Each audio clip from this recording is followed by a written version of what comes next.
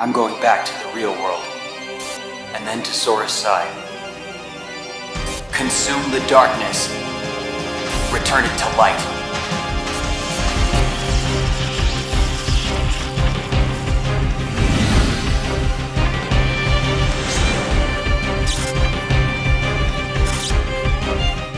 With Sora's journey coming to a close in the Dark Seeker Saga and beginning anew in Kingdom Hearts 4, we find him in the realm of fiction, Unreality itself, Quadratum. But his disappearance has brought about the effort of his friends to search for him, especially that of Kairi and Riku. With Riku on the way to his best friend's side, that particular journey may come with some dire consequences that could lead to a hidden truth on how one gets to Quadratum. Hey guys, it's HMK once again with another Kingdom Hearts 4 theory. This one may truly invoke the darkness within your hearts and within that of one particular character in Kingdom Hearts. I hope you are prepared to see what is and isn't truly Heartless. Be sure to like and subscribe, strap on in for the safety of hype. Let's dive directly into that darkness. Quadratum is described as a realm of fiction outside of the reality that is known to the Kingdom Hearts series, beyond the realms of light, darkness, and in between. This fictional world outside of that reality is dubbed Unreality, and it's a plane of existence that is described by Ansem the Wise and the Master of Masters as a place without light or darkness.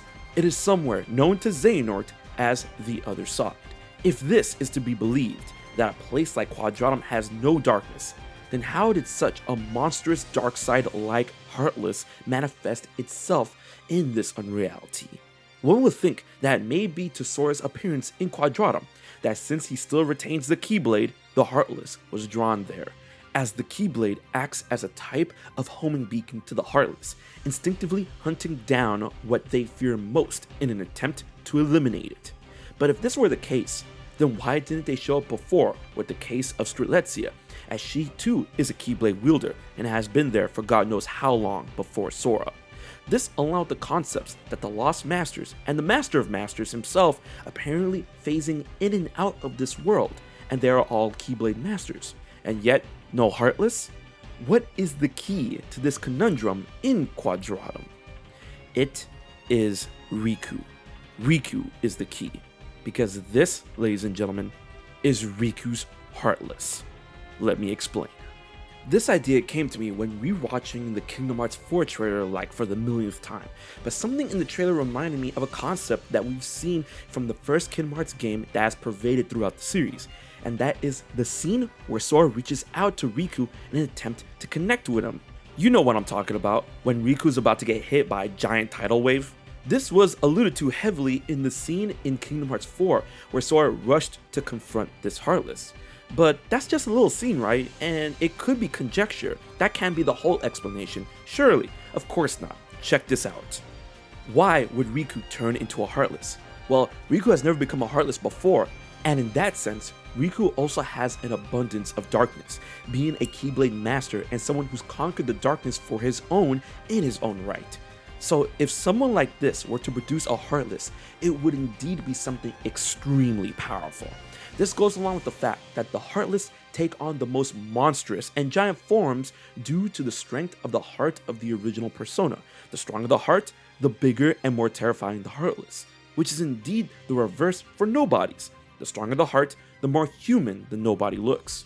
But in order to become a Heartless, a heart must be extracted from the body and succumb to the darkness within, just like how Sora became one in Kingdom Hearts 1. So how did Riku go through that process? It is due to his journey to Quadratum, that on the way to the realm of Unreality, he lost his body and became a Heartless. And that Heartless we see manifested in Quadratum is Riku arriving to Unreality in his search for Sora. And this is why he's attacking Sora.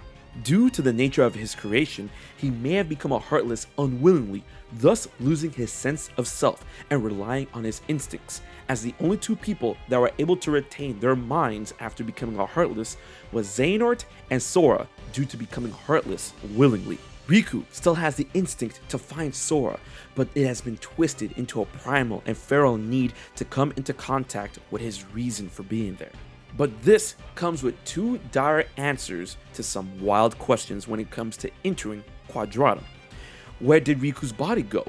Ladies and gentlemen, Yozora. This could be the reason as to why Yozora looks like Riku, because Riku's body was taken from him on his way to Quadratum, resulted in him becoming a Heartless that we see in the Kingdom Hearts 4 trailer, and the body was given to Yozora in order to take on a new form that isn't what he really looks like. And this would not give the chance to have Riku's body to become a nobody, as it could have been swiftly given to Yozora. Which, when you think about it, many would and could consider this to be Riku's nobody. This concept is even elaborated on by the Nameless Star as someone who's gone through this unfortunate process. But then, that draws the timeline of events into question, as Sora was able to see and perceive Yozora in this form long before disappearing from the world and before Riku was able to make it to Quadratum. Well, there are two factors to consider on that front. That time flows differently depending on the world, especially if a world is experiencing a renewal as confirmed in Dark Road, and that with the idea of the Book of Prophecies being able to conjure beings and images from a time yet to come, which could have been explored in the false created world of Toy Box after the original was split in two. But if all of this were to be the case, what will become of Riku? Maybe after Sora saves Riku's heart from his Heartless, Riku's heart will join with Sora's, just like the connections that have been made and seen in Kingdom Hearts 3 Remind.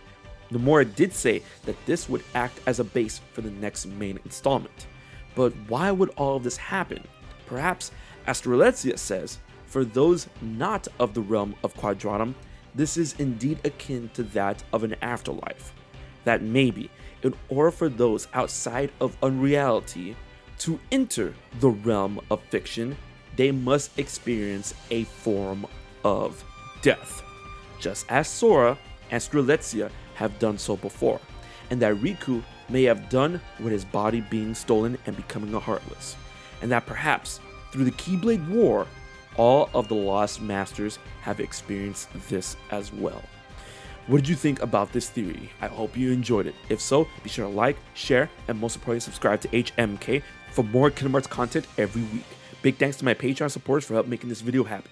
If you want to find out how you can support HMK for just $1 a month, check out my info in the description box below and pick up some merch at my shop at Fourth Wall.